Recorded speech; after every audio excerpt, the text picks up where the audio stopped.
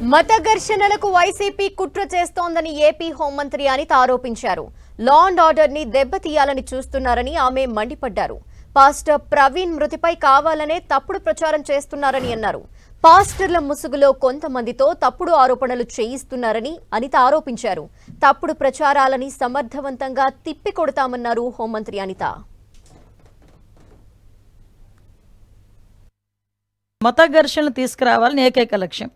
దానికి ఏం చేశారంటే పాపం పాస్టర్ ప్రవీణ్ పగడాల గారిని ఏదో రకంగా ఓన్ చేసుకుందామని చెప్పి ప్రయత్నం చేసి వాళ్ళ తాలూకా కొంతమంది మనుషుల్ని పాస్టర్గా క్రియేట్ చేసుకొని రకరకాలుగా వాళ్ళ మీద ఎంత అంటే ఒక పాస్టర్ నోట్ నుంచి కొన్ని పదాలు మనం వినం ఎట్టి పరిస్థితుల్లోని కూడా. అటువంటిది మేము పాస్టర్ ముసుగులో కొంతమంది బయటకు వచ్చి నోటికి వచ్చినట్టు మాట్లాడారు. అయినా కూడా గవర్నమెంట్ చాలా నెమ్మదిగా ఉండి ఇట్టు పరిస్థితుల్లోని సమయం కోల్పోకుండా పోలీస్ డిపార్ట్మెంట్ వాళ్ళు కానీ మేము కానీ చాలా బ్యాలెన్స్డ్కి వెళ్ళాం. ఈ మధ్యకాలంలో జరిగిన సంఘటనలు మీకు తెలిసే ఉంటుంది. నరసన్నపేటలోని ఒక టెంపుల్ మీద వెళ్ళి జీసస్ వర్డ్స్ రాయించారు. ఒక చర్చ్ దగ్గరికి వెళ్ళి జై శ్రీరామ్ అని రాయించారు.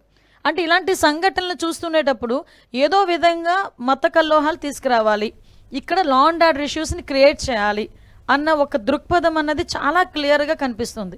ఇది నేను చాలా సందర్భాల్లో చెప్తానండి. ఒక క్రిమినల్ పాలిటిక్స్లో ఉంటే ఎటువంటి సంఘటనలు జరుగుతాయో అవే సంఘటనలు ఇప్పుడు వాళ్ళు చేయడానికి రెడీ అవుతున్నారు.